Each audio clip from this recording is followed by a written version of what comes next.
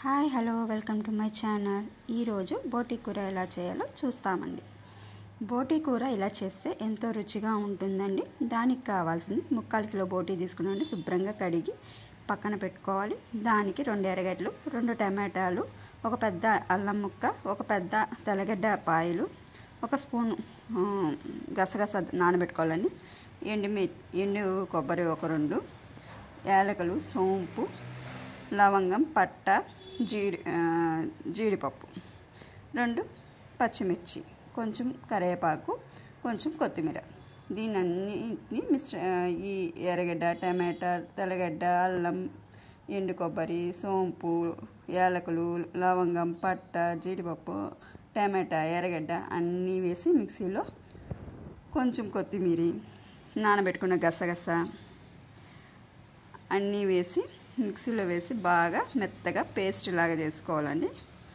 మెత్తగా పేస్ట్ లాగా ఇదిగో ఈ విధంగా చేసుకోవాలి.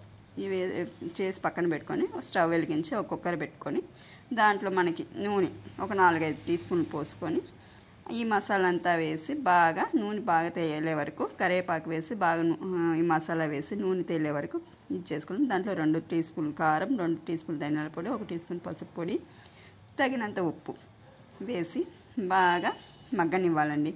నూనె అంతా పైకి తాలి చూసారా, ఎర్రగా ఈ విధంగా మగ్గాలండి. తర్వాత కడిగి పెట్టి శుభ్రం చేసుకున్న బోటీని వేసుకొని ఈ మసాలా అంతా పట్టేదాకా బాగా మగ్గనివ్వాలి. ఈ మసాలా అంతా బోటీకి బాగా ఈ విధంగా కలిపి పెట్టాలండి. ఈ విధంగా కలబెడుతూ మసాలా అంతా బోటీకి పట్టేలాగా కలబెట్టాలండి. బాగా మసాలా, ఉప్పు, కారం అంతా బోటీకి పడుతుంది. బోటీకి బట్టి ఈ విధంగా కొంచెం నీళ్ళు వస్తాయండి. ఆ నీళ్ళలోనే కొంచెం బాగా మగ్గుతుంది బోటీ బాగా మగ్గాక దానికి తగినంత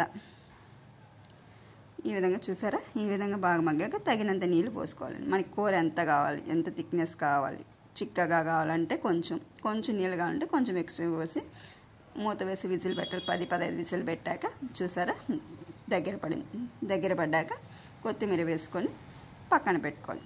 చూసారండి బోటి కూర. ఇది మీకు నచ్చినట్లయితే నా ఛానల్ని సబ్స్క్రైబ్ చేయండి, లైక్ చేయండి, షేర్ చేయండి.